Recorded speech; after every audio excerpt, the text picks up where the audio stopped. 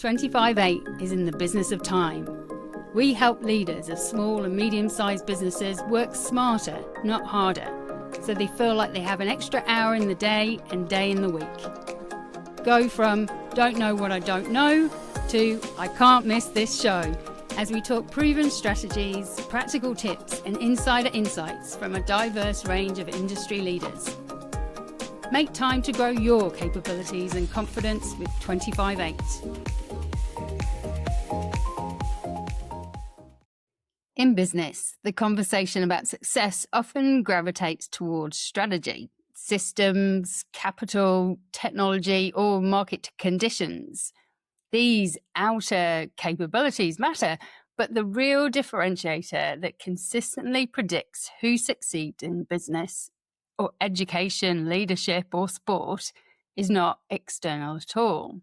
It's self-efficacy, which is a person's belief in their ability to succeed in a specific task or situation. This isn't motivational rhetoric. Decades of research across psychology, organizational behavior, educational psychology, and elite sport show that self-efficacy is one of the strongest predictors of performance, persistence, resilience, and long-term success. Welcome to this episode of Make Time, where I'll talk about why self-efficacy is one of the biggest attributes you can develop to ensure the success of your business, and I'll give you some tips on how to develop it in yourself. I'm your host, Sam, and I'm passionate about helping you and your business thrive by working smarter, not harder. And thank you for joining me for this episode. I was presenting the final impact report for one of our clients on completion of an 8-week program this morning. And whilst we reported positive outcomes in traditional areas of impact, such as increased month-on-month and year-on-year revenue and job creation, to my absolute delight, the client saw the enormous value in the increasing confidence to grow their business and self-efficacy, the belief they could. I'm so used to having to explain why this is important and why the increase from a self-rated 1 out of 5 at the start of the program to a 5 out of 5 at the end can create long-lasting impact. However, this morning, that metric specifically was highlighted. Self-efficacy is a term I'd heard frequently during my Masters of Teaching in support of the success of a learner. And so it's built into 25X methodology. Our aim is not only to increase knowledge and skills, but self-efficacy and confidence to action those things.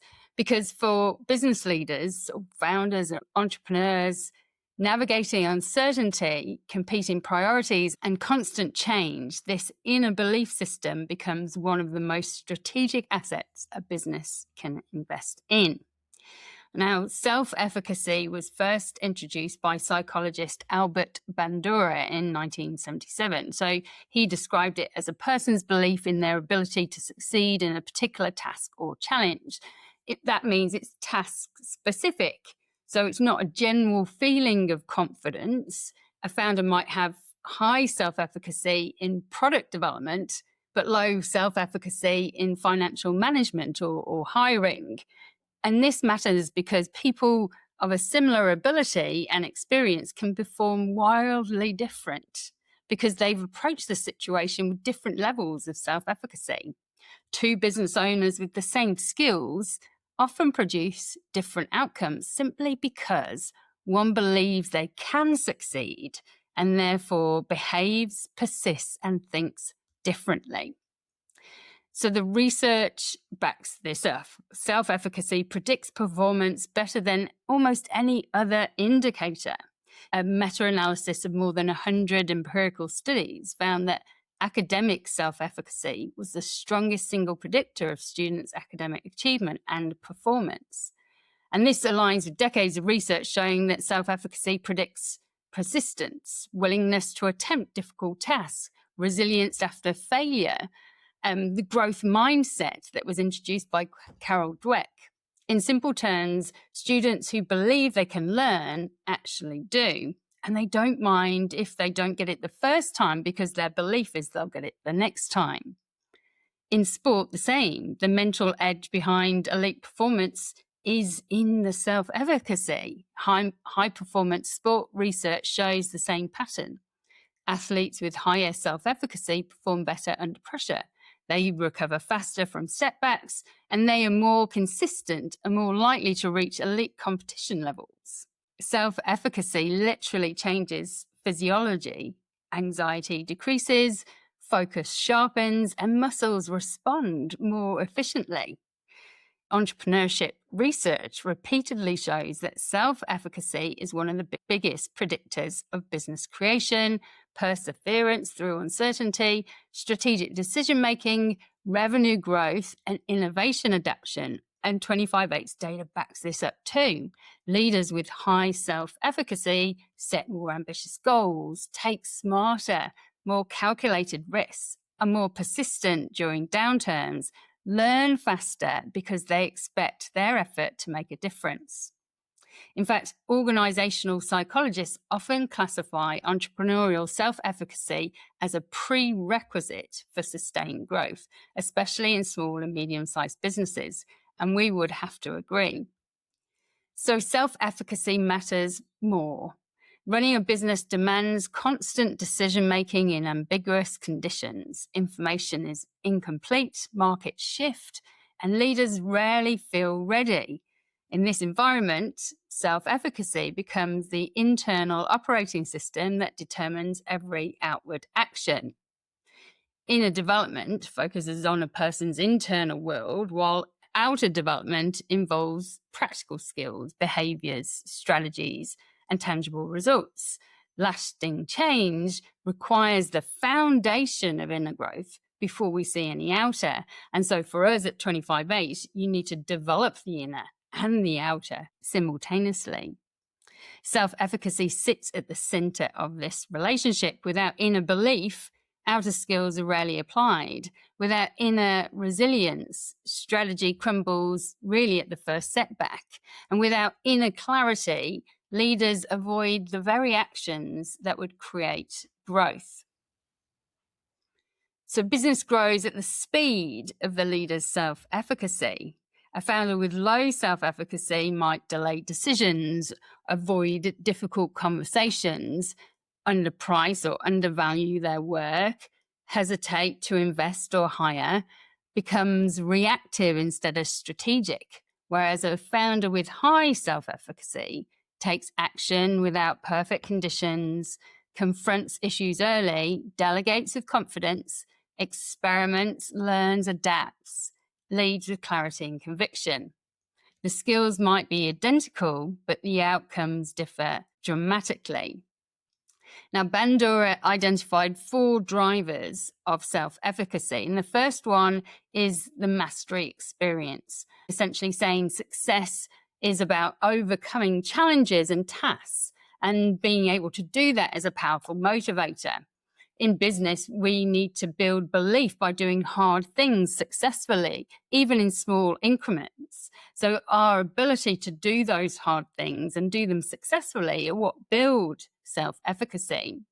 The second pillar is vicarious experiences, watching others succeed, especially those with similar ability. And that also can be a powerful motivator. One of the reasons 25/8 always includes group work within their programs. These peer communities, or having case studies or relatable mentors and storytelling all increase. If they can do it, maybe I can too. The third pillar is verbal persuasion, letting someone know that you believe they can overcome the challenge faced. And this is what we do as we coach our participants through the program. That persuasion, that third-party reinforcement that they're able to do it, means that positively reframes the mindset for the person, the coachee or the business leader going through the program. High quality coaching, positive reframing, and strengths-based leadership are not soft skills. They're mechanisms for enhancing performance. And the fourth pillar is emotional and physiological states.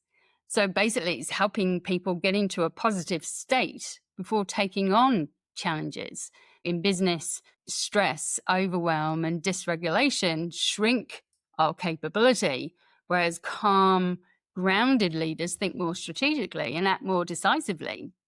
So this is where we think about our inner development, and how we feel on the inside will impact what we do on the outside.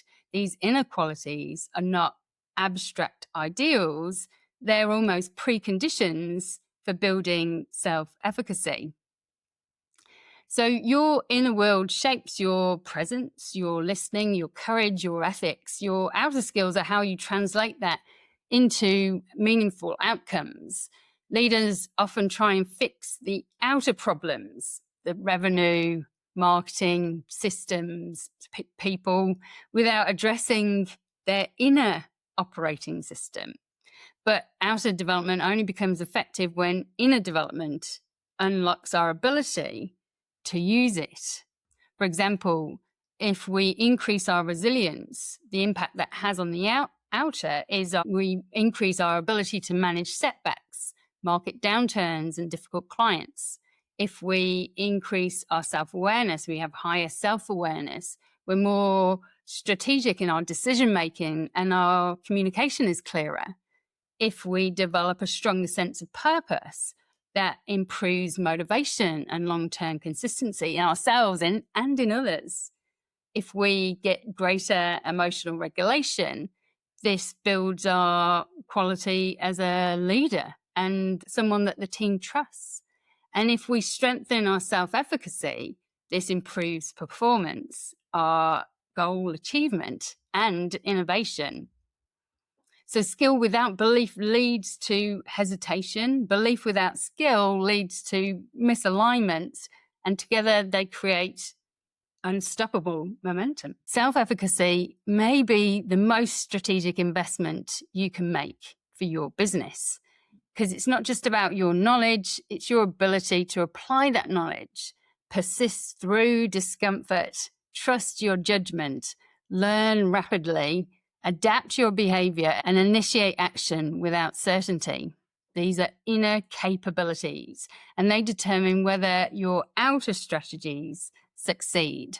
For SMEs especially, where leaders have to juggle lots of different things, sales, operations, finance, people, and strategy, self-efficacy becomes the hinge on which capability either unlocks or collapses. Building self-efficacy helps you solve problems faster, communicate more effectively, pick better strategies, execute more consistently, scale earlier, and innovate more often. Without it, even the best business plan may stall. So what are practical ways that you can strengthen your self-efficacy? First one is set achievable, meaningful goals, or the appropriate challenge principle. In education, we call it the zone of proximal development. What we want to do is avoid tasks that are too easy because that doesn't help you grow, or too hard because that damages your confidence. We teach this explicitly in 25-8. The second one is reflect on your past successes. Often we're so busy that we forget to stop and think about what we've achieved so far. We rarely build mastery because we rarely notice it. So we want to document our wins weekly, go over what it is that has gone well, what's succeeded. And this rewires our brain, building that self-confidence, self-efficacy towards capability. Invest in coaching and supporting communities. The research suggests that having that third party, the person that's going to back you, that helps you think, push yourself, stretch yourself, think positively about what you can achieve, will help you achieve more. And then seeing others succeed, that vicarious experience, means that you have a greater chance of being inspired to do more, to be better. Then strengthen your emotional regulation.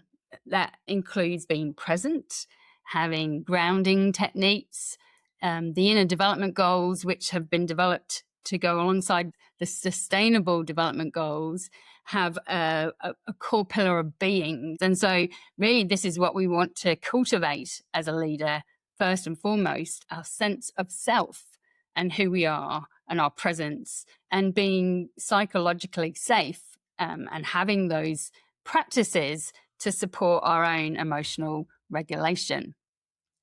Then the fifth thing we can do is reframe our failure as data, not identity. So I tell my daughter all the time that fail means first attempt in learning.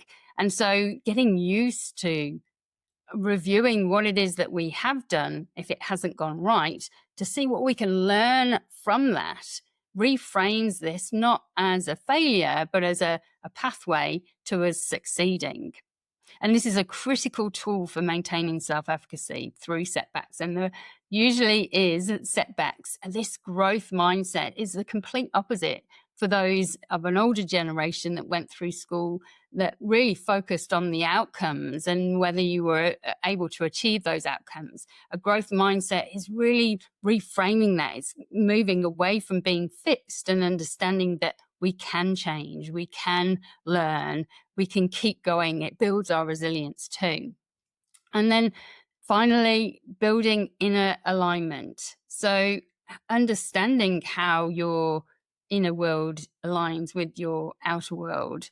And if there is misalignment, that potentially might drain your confidence too. So being really clear on what it is that you want and you want to do, and building that awareness of yourself and what it is that you're trying to do will also impact your self-efficacy and your outer world as well. As technological acceleration increases, businesses face faster change, more complexity, and more unpredictability. Skills will continue to evolve, but inner capabilities like critical thinking, resilience, creativity, presence, and adaptability will become the long-term competitive advantage. Self-efficacy is the foundation of all of them, because it fuels faster learning, greater adaptability, more innovative thinking, better problem solving, as we've talked about, and stronger strategic leadership. So the leaders who thrive in the future will not simply be the most skilled, they'll be the ones who believe in their ability to navigate complexity and shape their own outcomes. And I think Henry Ford captured this principle perfectly when he said, whether you think you can or you think you can't, you're right. Self-efficacy is not a soft skill. It's the foundation of execution, resilience, and long-term business growth. In business, your strategy is only as strong as your belief that you can deliver it. Thanks for listening to Make Time, a business podcast by 25/8. If you like the show, please take a moment to write a review and feedback on what you'd like to hear next. If you never want to miss an episode, hit subscribe or follow on your favourite listening channel. If you want to get even smarter, join our newsletter, community, or take one of our programs. Links down below. See you next time.